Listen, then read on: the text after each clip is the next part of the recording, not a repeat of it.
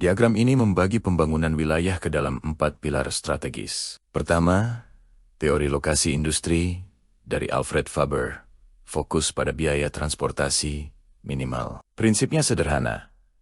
Industri yang mengalami penyusutan bobot, seperti pabrik semen, harus berlokasi dekat sumber bahan baku. Sedangkan industri penambah bobot, seperti minuman ringan, harus mendekati pasar. Kedua adalah dinamika wilayah. Gunnar Myrdal menjelaskan bahwa ekonomi bekerja melalui sebab akibat kumulatif, bagaikan bola salju. Tantangannya adalah backwash effect, di mana wilayah maju justru menyedot modal dan tenaga kerja terampil dari wilayah tertinggal, atau sebaliknya, memicu kemacetan akibat disekonomi aglomerasi. Ketiga, kita memerlukan alat diagnosis ekonomi. Metode seperti Location Quotient LQ digunakan untuk menentukan mana sektor basis yang unggul. Sementara Shift Share Analysis membantu mengidentifikasi potensi pertumbuhan wilayah tersebut secara spesifik.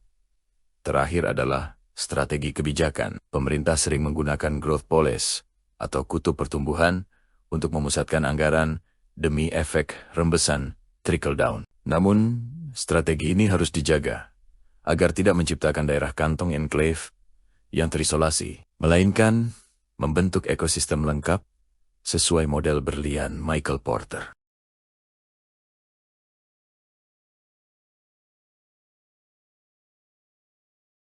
Ongkos kirim dan dilema bupati miskin, selamat datang kembali. Coba bayangin sejenak, Anda ini seorang bupati di sebuah daerah yang katakanlah cukup tertinggal. Anggaran Anda terbatas, tapi mimpi Anda besar. Nah, di hadapan Anda ada dua pilihan sulit. Pilihan pertama, sebarkan uang itu secara merata ke semua desa, biar adil semua senang. Atau pilihan kedua, Anda pertaruhkan 60% anggaran itu di satu proyek industri raksasa, dengan harapan proyek itu bisa mengubah nasib seluruh wilayah. Mana yang Anda pilih?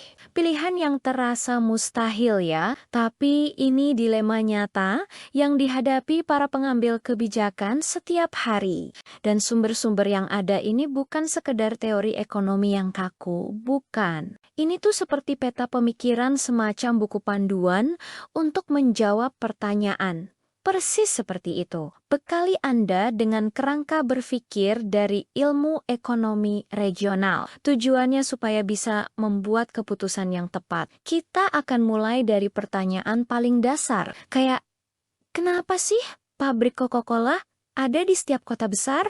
Haha, sampai akhirnya kita bisa dengan percaya diri memberi nasihat kepada bupati fiktif kita tadi. Mari kita mulai. Oke, titik awalnya itu sebenarnya sangat logis, dan semuanya bermuara pada satu hal, ongkos kirim atau ya biaya transportasi, ongkos kirim. Ada seorang pemikir namanya Alfred Weber yang mencoba merumuskan ini. Idenya sederhana. Lokasi pabrik yang paling efisien itu ada di titik di mana total biaya transportasi, baik untuk datangin bahan baku maupun ngirim produk jadi, itu paling minimal. Oke, ongkos kirim. Tapi gimana itu menentukan di mana sebuah pabrik harus berdiri? Pasti beda-beda dong kan? Tentu. Nah, Faber membaginya jadi dua jenis industri yang logikanya berkebalikan. Pertama, ada industri yang susut bobot atau weight losing.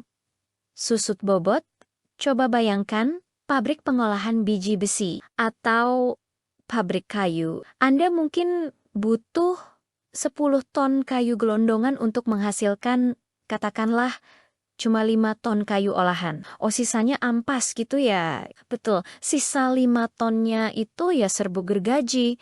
Potongannya nggak terpakai. Tunggu-tunggu. Artinya, kalau bahan bakunya jauh lebih berat dari produk akhirnya, berarti pabrik semen atau pengolahan kayu itu logikanya harus ada di tengah hutan atau di kaki Gunung Kapur, bukan di kawasan industri dekat pelabuhan. Tepat sekali, Anda langsung menangkap intinya. Logikanya buat apa? Anda bayar mahal ongkos truk untuk ngangkut sampah, Benar juga, batu atau kayu yang ujung-ujungnya akan dibuang. Jauh lebih murah, proses dulu di dekat sumbernya, baru kirim produk jadinya yang sudah langsing dan efisien. Masuk AK? Logikanya. Nah, sekarang saya jadi penasaran sama kebalikannya. Industri yang tambah bobot. Nah, ini yang menarik. Karena inilah yang membentuk kota-kota kita. Industri weight gaining adalah industri di mana produk jadinya justru lebih berat, lebih besar, atau lebih gampang rusak daripada bahan bakunya. Contoh klasiknya, yaitu tadi, pabrik minuman ringan. Ini dia. Jadi, kalau saya mau bikin pabrik soda, bahan baku utamanya kan cuma 3, konsentrat rasa yang mungkin cuma 1 jerikan kecil, Rengensi. Ya, air yang ada di mana-mana, dan botol kaca atau plastik yang berat, dan makan tempat persis.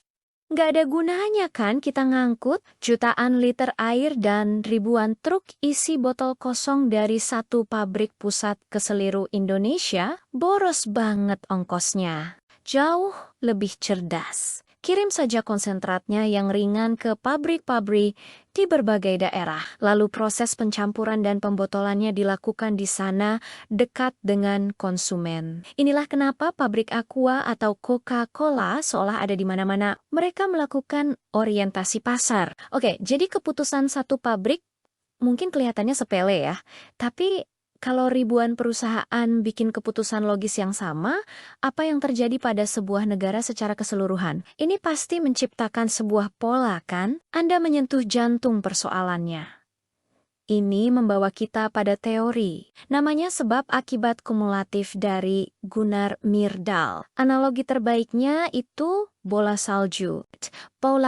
Sebuah wilayah yang sedikit lebih maju dari yang lain, karena satu dan lain hal akan mulai menggelinding. Seiring waktu, ia akan menarik salju, yaitu modal, investasi, dan tenaga kerja terampil dari wilayah sekitarnya, membuat bola saljunya semakin besar dan semakin cepat. Ini yang disebut backwash effect atau efek tarik balik itu ya, terdengar kayak efek sedotan raksasa. Istilah yang sangat pas. Wilayah maju menyedot semua yang terbaik dari pinggiran. Betul. Orang-orang paling pintar dan paling ambisius dari kota kecil atau desa, mereka akan pindah ke kota besar untuk cari peluang. Uang yang dihasilkan di daerah-daerah pertanian atau tambang seringkali dibelanjakan untuk beli mobil, ponsel, atau jasa yang diproduksi di kota besar. Jadi alirannya selalu satu arah. Dari pinggiran ke pusat, dari pinggiran ke pusat, ini menjelaskan kenapa investor, bahkan sampai hari ini, masih berebut masuk ke Jakarta, meskipun harga tanah dan UMR-nya sudah selangit. Betul, karena di sanalah bola saljunya berada. Di sanalah pasar, talenta, dan infrastruktur terbaik berkumpul, menciptakan siklus yang seolah nggak bisa dipatahkan. Benar. Siklusnya begini, pasar yang besar menarik perusahaan. Perusahaan menciptakan lapangan kerja yang lebih baik. Lapangan kerja itu menarik lebih banyak orang, dan kedatangan orang-orang itu membuat pasarnya jadi lebih besar lagi. Terus berputar. Bola saljunya terus membesar. Tanpa intervensi, proses alami ini akan menciptakan apa yang disebut polarisasi, di mana jurang antara wilayah pusat yang kaya dan wilayah pinggiran yang miskin semakin dalam. Oke, jadi kita punya efek bola salju ini yang bikin kota besar kayak Jakarta jadi magnet raksasa. Tapi ini jadi menimbulkan pertanyaan aneh sih. Kalau semua keuntungan ada di sana, kenapa kita nggak semua pindah aja ke Jakarta? Bikin satu kota super raksasa. Pasti ada titik jenuhnya kan? Apa yang jadi rem alami dari pertumbuhan ini? Pertanyaan yang sangat penting. Rem itu ada, dan kita semua yang tinggal di kota besar merasakannya setiap hari. Inilah konsep disekonomi aglomerasi. Oke, sederhananya, pada titik tertentu, semua keuntungan dari berkumpul di satu tempat mulai terkikis habis oleh kerugiannya. Maksudnya kerugian seperti urge back message, 2 jam untuk perjalanan yang harusnya cuma 30 menit, tepat, atau polusi udara yang bikin anak-anak sakit. Harga sewa kontrakan yang nggak masuk akal, tingkat stres yang tinggi. Oh, ketika biaya-biaya ini, baik finansial maupun sosial, sudah lebih besar daripada manfaat ekonominya, orang dan perusahaan mulai mikir, wah, udah nggak sepadan lagi nih. Ini lucu karena saya melihatnya di lingkaran teman-teman saya. Dulu semua bangga bisa tinggal di pusat Jakarta. Sekarang trennya justru pamer foto halaman belakang rumah mereka di Depok, Bekasi, atau Tangerang Selatan. Iya kan? Ternyata itu bukan cuma tren gaya hidup, tapi fenomena ekonomi yang ada. Namanya, benar sekali, itu adalah respons alami pasar. Namanya suburbanisasi. Perusahaan memindahkan pabriknya ke Karawang. Keluarga muda mencari rumah di pinggiran. Itulah rem yang mencegah satu kota menelan seluruh negara. Baik fondasinya udah cukup kuat nih. Kita tahu kenapa industri milih lokasi tertentu dan bagaimana itu menciptakan kota-kota raksasa yang akhirnya punya titik jenuh. Kalau kita seorang perencana yang ingin memperbaiki nasib daerah kita, nah, kita kan nggak bisa cuma ngandelin perasaan. Langkah pertama pasti mendiagnosis penyakitnya kan? Apa alat-alat yang kita punya untuk melihat, oke, kekuatan kita di mana dan di mana potensi tersembunyi kita? Tepat. Kita harus beralih dari pengamat menjadi dokter. Dan seorang dokter butuh alat diagnosis. Ada 2 cara utama kita check up kesehatan ekonomi daerah. Pertama, kita ambil foto ronsen, kondisi saat ini dengan alat yang disebut Location Quotient, LQ.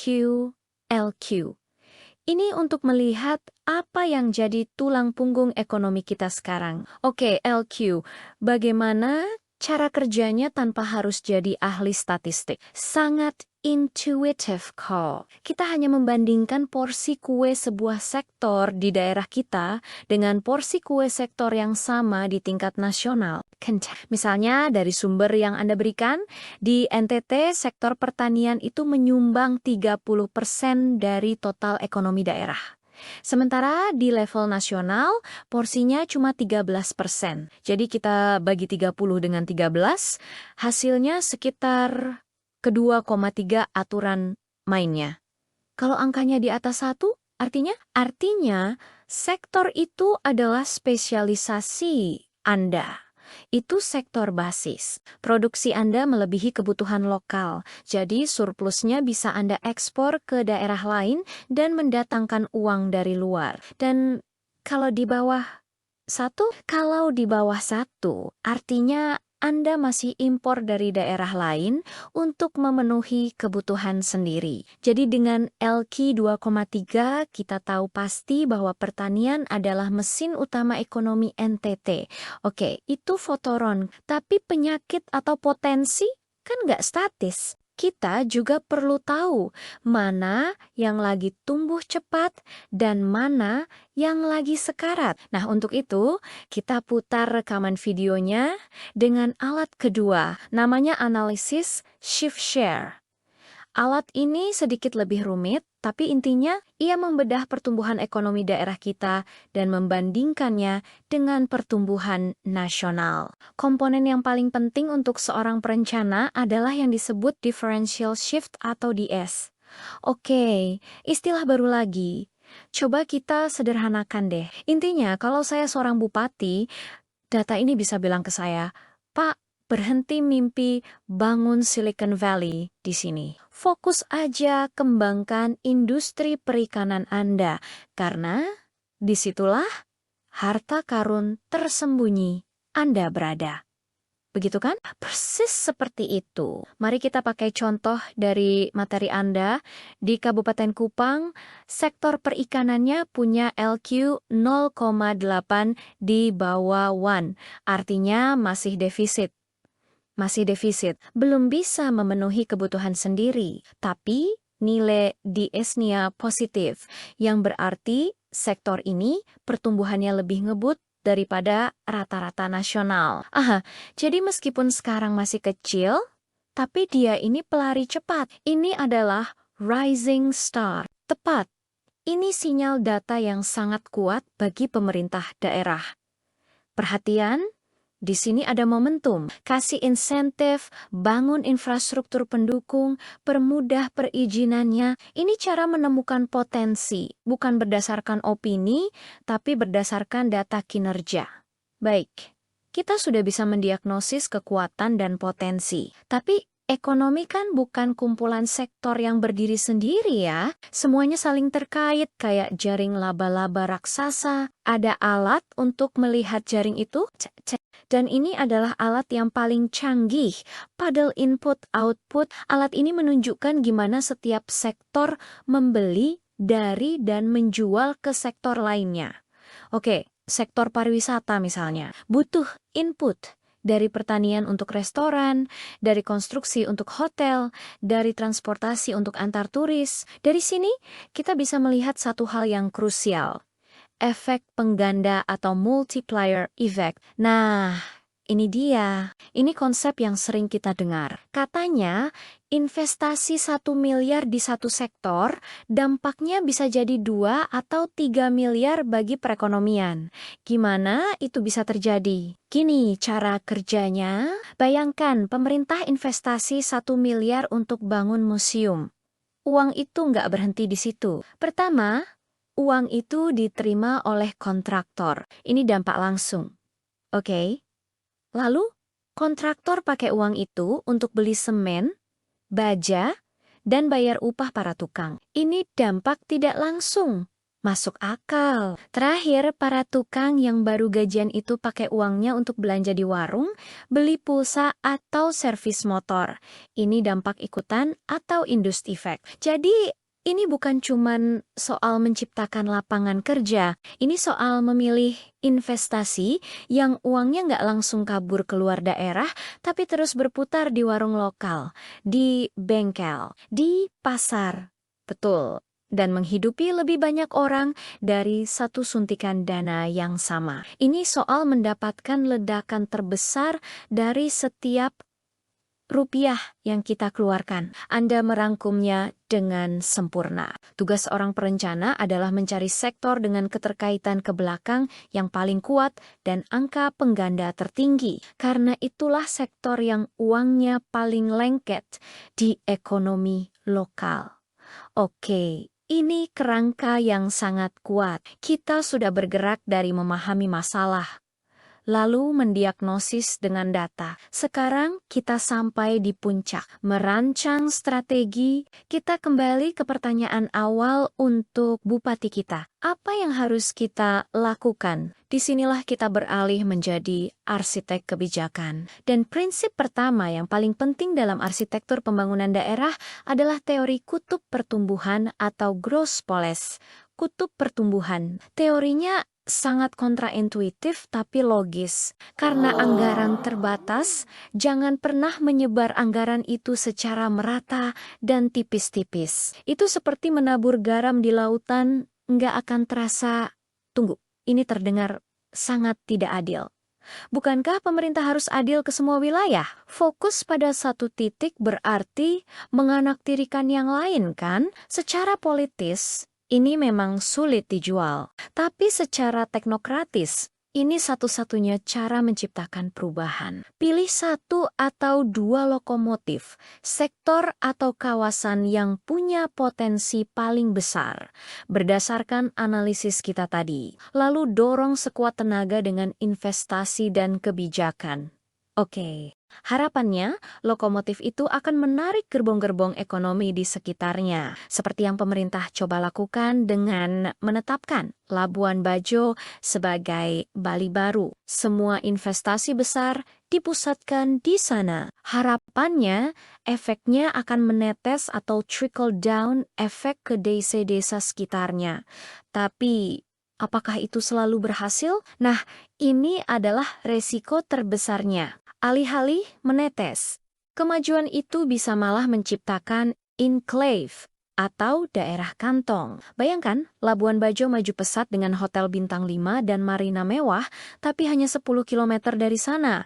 Desanya masih gelap gulita dan warganya tetap miskin. Daging sapinya didatangkan dari Australia, sayurannya dari Jawa, tenaga kerjanya dari luar. Jadi, resiko Grospol ini adalah kita membangun istana pasir yang megah, tapi laut di sekelilingnya tetap miskin. Kemajuan itu terkurung di dalam kantongnya sendiri, karena keterkaitan atau linkage yang kita bahas tadi gagal terbentuk. Tetap, kegagalan trickle down adalah ketika jembatan antara kutub pertumbuhan dengan wilayah sekitarnya tidak dibangun. Itulah kenapa, selain memilih lokomotif, kita juga perlu kerangka berpikir untuk memastikan lokomotif itu benar-benar menarik gerbongnya. Misalnya dengan model berlian dari Michael Porter itu ya. Bisa. Salah satunya itu, yang mengatakan bahwa sumber daya alam saja tidak cukup,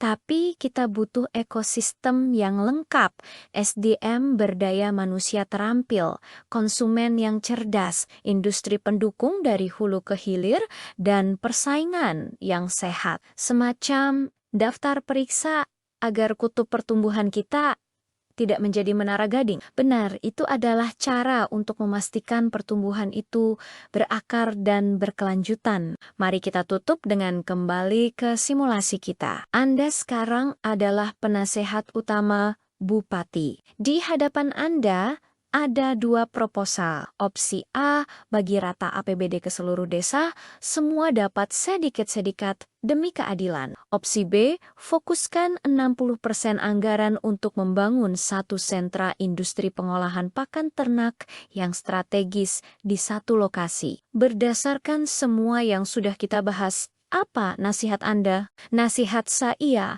dengan segala risiko politiknya, adalah pilih opsi B.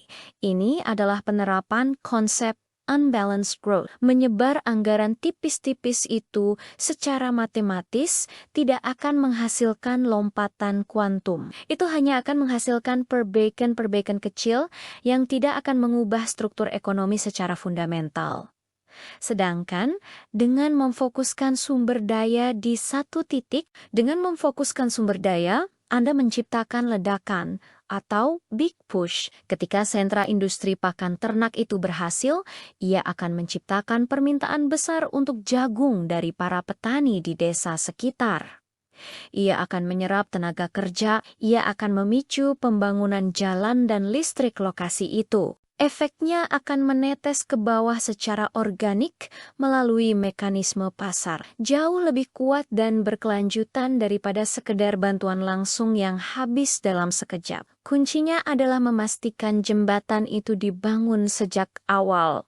Luar biasa, kita benar-benar sudah bergerak dari pertanyaan sederhana tentang lokasi pabrik roti, belajar memakai kacamata X-ray seperti LQ dan multiplier, hingga akhirnya bisa merumuskan strategi besar seperti kutub pertumbuhan. Betul, Anda sekarang benar-benar punya kerangka berpikir seorang ahli ekonomi regional pada Acunia. Intinya adalah itu, dari sekedar menjadi pengamat pasif terhadap fenomena ketimpangan, menjadi seorang arsitek kebijakan yang bisa memahami dan kemudian secara aktif membentuk dimensi spasial ekonomi. Ini bukan lagi hanya tentang pertumbuhan, tapi tentang pertumbuhan di mana dan untuk siapa. Ke Anda yang memegang kendali anggaran pembangunan, kutub pertumbuhan mana yang akan Anda pilih untuk didorong habis-habisan? Dan yang lebih penting, jembatan konkret apa yang harus Anda bangun agar kemajuannya benar-benar dirasakan oleh warung kecil dan petani di sekitarnya. Bukan hanya menciptakan kantong kemewahan di tengah lautan kemiskinan,